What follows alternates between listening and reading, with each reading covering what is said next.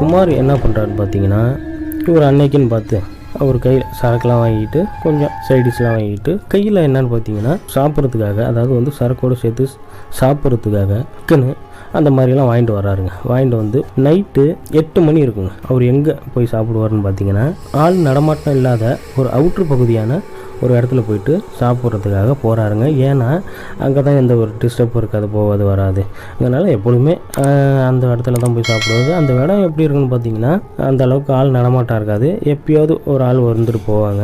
அதனால் வெளிச்சமும் அந்த அளவுக்கு இருக்காதுங்க. அங்கே அந்த இடம் கொஞ்சம் தூரத்தில் ஒரு ஸ்ட்ரீட் லைட் இருக்கும், அந்த வெளிச்சத்தில் தான் வச்சு உட்காந்து சாப்பிடுவாருங்க. அதே மாதிரி அந்த இடத்துலையே போயிட்டு அன்னைக்கு இரவும் போயிட்டு சாப்பிட்றாருங்க. இவருக்கு என்ன ஒரு பழக்கம்னு பார்த்தீங்கன்னா, கொஞ்சமாக சாப்பிட்டுட்டு ஒரே ஒரு சிக்கன் பீஸை எடுத்து சாப்பிட்டுட்டு எப்பொழுதுமே இவர் வந்து ஃபோன் பேச ஆரம்பிச்சிருவாருங்க.